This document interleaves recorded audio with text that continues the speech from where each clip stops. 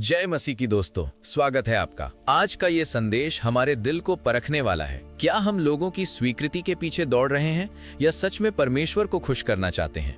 आइए परमेश्वर के वचन के साथ इस सच्चाई को समझते हैं। तुम जो एक दूसरे से आदर चाहते हो और वो आदर जो एकमात्र परमेश्वर की ओर से है नहीं चाहते, किस प्रकार विश्वास कर सकते हो? यूहन्ना 5:44। इन वचनों के द्वारा प्रभु यीशु इस बात की ओर संकेत करना चाहते हैं कि हम एक ही समय में मनुष्यों की स्वीकृति और परमेश्वर के समर्थन को प्राप्त नहीं कर सकते हैं। वे इस बात की भी पुष्टि करते हैं कि जैसे ही हम मनुष्यों से मान्यता पाने की इच्छा करने लगते हैं, हम विश्वास के जीवन पर प्रहार कर देते हैं। इसी मनोवृत्ति से प्रेरित पौलुस मनुष्य की बड़ाई और परमेश्वर की बड़ाई के बीच सही अंतर को व्यक्त करता है।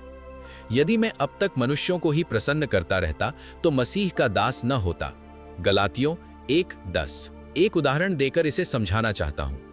एक जवान विश्वासी थियोलॉजी के किसी विषय को लेकर स्नातक की डिग्री पाना चाहता है, परंतु उसे वो डिग्री किसी मान्यता प्राप्त विश्वविद्यालय से ही चाहिए। वो एक प्रतिष्ठित संस्था ही होनी चाहिए। दुर्भाग्यवश मान्यता प्राप्त विश्वविद्यालय जो ये डिग्री प्रदान करते हैं, वे मसीही विश्वास के महान मूलभूत सत्यों को स्वीकार नहीं करते। अपने नाम के आगे उस डिग्री को लगाना उस जवान के लिए इतना महत्वपूर्ण बन जाता है कि वो ऐसे ही एक विश्वविद्यालय से डिग्री लेने के लिए तैयार हो जाता है जहां के प्राध्यापक विद्वान तो कहलाते हैं, परंतु वे क्रूस के विरोधी हैं। परिणाम स्वरूप वो जवान डिग्री प्राप्त करने की इस प्रक्रिया में अंदर से प्रभावित हो जाता है। अब वो कभी भी पहले जैसा दृढ़ विश्वासी होकर बात नहीं करता। इस संसार में विद्वान या वैज्ञानिक के रूप में पहचाने जाने की तीव्र इच्छा ने एक बहुत बड़ा खतरा खड़ा कर दिया है। इसमें समझौता करने का और ज्यादा उदार विचारों के लिए बाइबल के सिद्धांतों को छोड़ देने का तथा आधुनिक विचारधारा वालों से ज्यादा सिद्धांत पर दृढ़ रहने वालों की आलोचना करने का जोखिम है। मसीही विद्यालय एक संघर्षपूर्ण और कठिन चुनाव का सामना करते हैं। क्या उन्हें शैक्षिक जगत की प्रतिष्ठित एजेंसियों से मान्यता लेनी चाहिए या नहीं?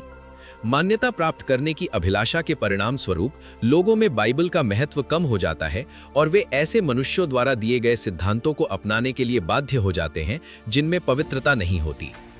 जिस बात की हमें तीव्रता से लालसा करनी चाहिए वो है परमेश्वर की स्वीकृति। इसका दूसरा विकल्प बहुत महंगा है, क्योंकि जिस चीज के लिए हम सत्य को बेचते हैं उसमें हमेशा, चाहे वो साफ दिखे या न दिखे, एंटी क्राइस्ट की छाप होती है। अगर ये संदेश आपके दिल को छू गया हो तो एक पल रुककर सोचिए, क्या मैं लोगों को खुश करने में ज्यादा लगा हूं या सच में परमेश्वर को?